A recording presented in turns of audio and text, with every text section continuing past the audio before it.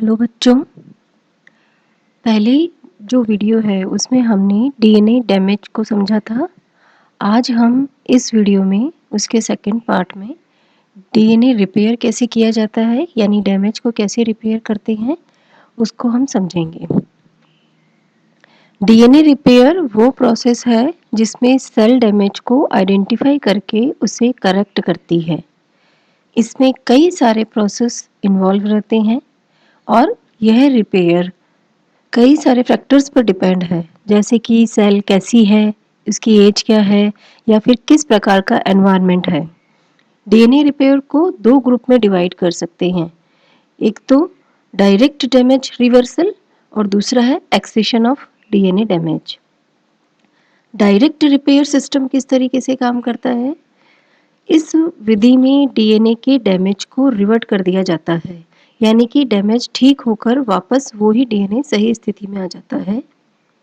इसमें नया DNA synthesis नहीं होता है।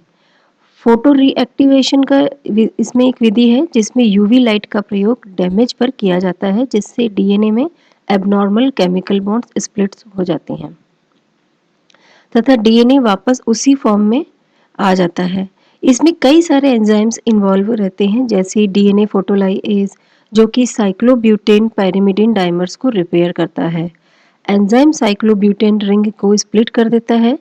और दूसरा इसमें एंजाइम है 6,4 फोटो प्रोडक्ट फोटोलाइएज। तीसरा है spore photo product photolyase which breaks the thymine dimers. And fourth is O6 methyl guanine DNA methyl transferase, जो कि एक कॉमन एंजाइम है जो ऑलमोस्ट सभी स्पीशीज में पाया जाता है। यह मिथाइल ग्रुप का ट्रांसफर करता है ताकि डीएनए डैमेज को सुधारा जा सके। अब है excision of DNA damage. Excision मतलब काट छांट करना। तो जैसा कि हम जानते हैं, डीएनए की संरचना शुगर फॉस्फेट ग्रुप बेस से बनी होती है। Sugar and phosphase group make up the backbone of the DNA double helix, while the bases are located in the middle. A chemical bond between the phosphate group of one nucleotide and the sugar of neighbor nucleotide holds the backbone together. Excision repair में हम ये हमेशा DNA ग्लाइकोसाइलेज के द्वारा शुरू होता है, जो कि डीएनए की शुगर फॉस्फेट बैकबोन में बेसिस के बीच के एन ग्लाइकोसाइडिक बॉन्ड्स को हाइड्रोलाइज करके उन्हें कट कर देता है, जिससे डीएनए डैमेज में बेसिस फ्री हो जाते हैं, जिससे एप्यूरिनिक या एपायरिमिडिनिक यानी कि प्यूरिन और पायरिमिडिन का कोई भी बेस वहाँ से हट जाता है। अब उससे क्या होता है कि एक गैप बन जाता है, तो एप्यूरिनिक साइट जनरेट हो जाती है। ये साइट अब डीएनए पॉलीमरेज के लिए सुटेबल टेम्पलेट प्राइमर है, जो डीएनए सिंथेसिस कर गैप को फिलअप करता है। इस प्रोसेस को एपी एंडोन्यूक्लियस व एपी लाइएज संपन्न करते हैं, जिससे फॉस्फोडाइस्टर के 5 प्राइम बॉन्ड पर हाइड्रोलिसिस होता है। फिर डीएनए से राइबोस फॉस्फेट बैकबोन को स्पेसिफिक एक्सोन्यूक्लिएट डीऑक्सीराइबोस फॉस्फोडाइस्टरेज और डीआरपीएस एंजाइम द्वारा रिमूव कर दिया जाता है। फिर डीएनए पॉलीमरेज व लाइगेज इस डीएनए साइट को रिपेयर कर देते हैं।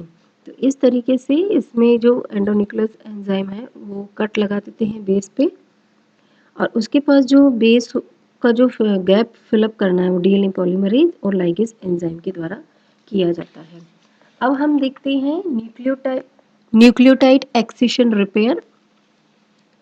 न्यूक्लियोटाइड एक्सेशन रिपेयर को हम देखें तो बेस एक्सेशन रिपेयर में जहाँ केवल डैमेज्ड बेस ही रिमूव किया जाता है, वहीं न्यूक्लियोटाइड एक्सेशन रिपेयर में लगभग 30 बेसिस लेंथ की लॉन्ग पॉलीपेप्टाइड चेन को रिप्लेस किया जाता है। इस रिपेयर सिस्टम को एंडोन्यूक्लियस एक्सोन्यूक्लियस रिपेयर सिस्टम भी कहा जाता है, क्योंकि ये एंडोन्यूक्लियोलाइटिक एक्सेशन से मैकेनिज्म शुरू होती है।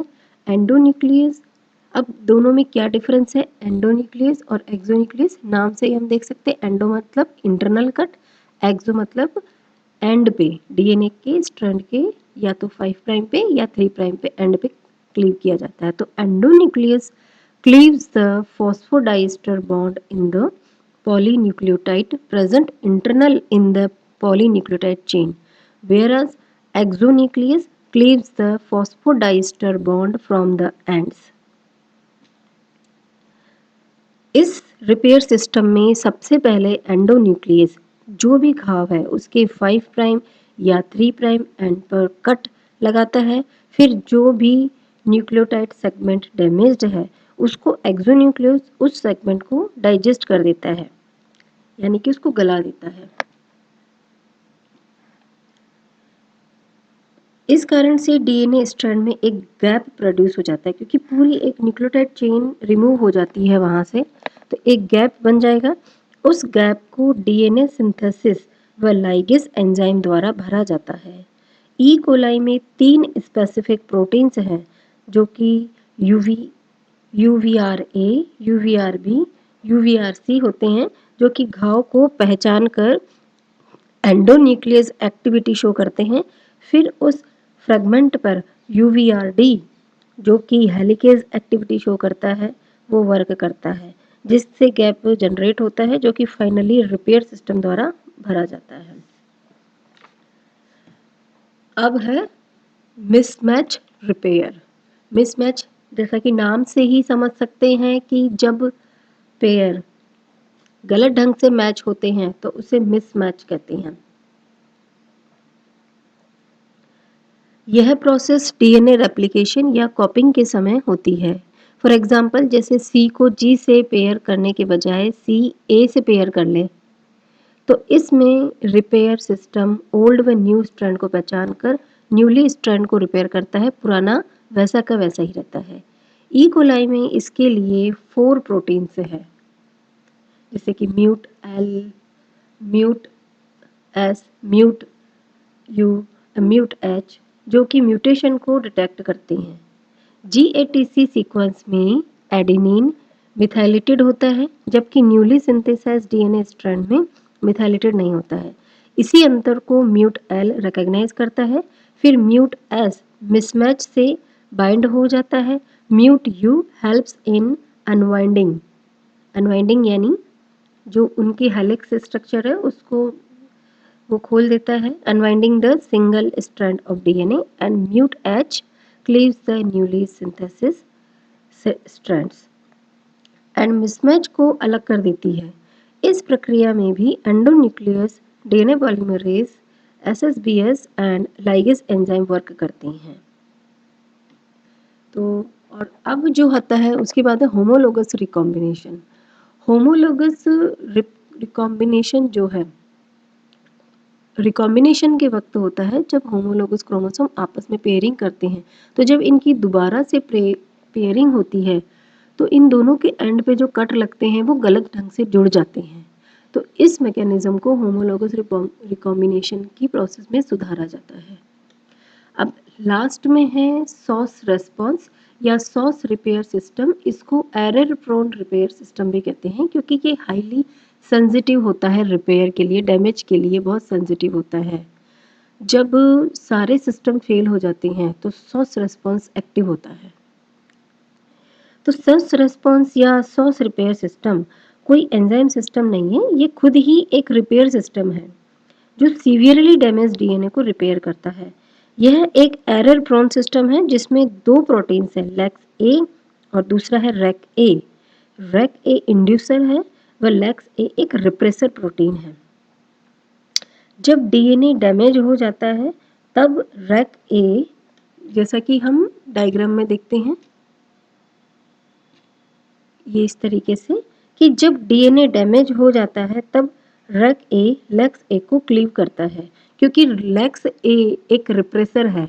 वो क्या करता है, रैक ए की एक्टिविटी को रिप्रेस करता है। रैक एक इंड्यूसर है जो कि सॉस रिस्पॉन्स को एक्टिव करता है, लेकिन लेक्स ए उसको सप्रेस कर रहा है, रिप्रेस कर रहा है, रिप्रेसर का काम करता है।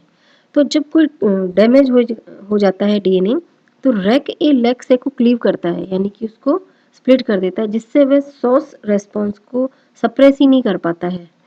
रैक ए की एक्टिविटी को सप्रेस नहीं करेगा तो सोर्स रेस्पॉन्स अपने आप ही एक्टिव हो जाएगा, और रैक ए इस सोर्स रेस्पॉन्स को इंड्यूस कर देता है। इंड्यूस करके ये ज़्यादातर तब एक्टिव होता है जब कोई light, UV light direct DNA पे पड़ती है, और एकदम से जब सारे सिस्टम फेल हो जाते हैं तो ये फटाफट एक्टिव होकर के उस रिपेयर कर देता है डीएनए को। तो ये तो हमारे थे रिपेयर सिस्टम, जिसमें डायरेक्ट रिवर्सल, डीएनए डैमेज को डायरेक्ट रिवर्स कर दिया जाता है। दूसरा एक्सीशन है, जिसमें बेस एक्सीशन, न्यूक्लियोटाइड एक्सीशन है। एक मिसमैच है, एक होमोलोगस रिकॉम्बिनेशन है कि जब रिकॉम्बिनेशन के वक्त गलत ढंग से होमोलोगस क्रोमोसोम आपस में जुड़ जाते हैं तो उसको ठीक कर दिया जाता है। और फिर मिसमैच है कि जब पेयर आपस में मिसमैच हो जाते हैं, जैसे कि एडेनिन को थाइमिन से जुड़ता है लेकिन गलत ढंग से जुड़ जाए, एडेनिन और थाइमिन के बजाय गलत पेयरिंग हो जाए, या गुआनिन या साइटोसिन की पेयरिंग ना होकर के गलत पेयरिंग हो जाए, तब मिसमैच रिपेयर सिस्टम काम करता है।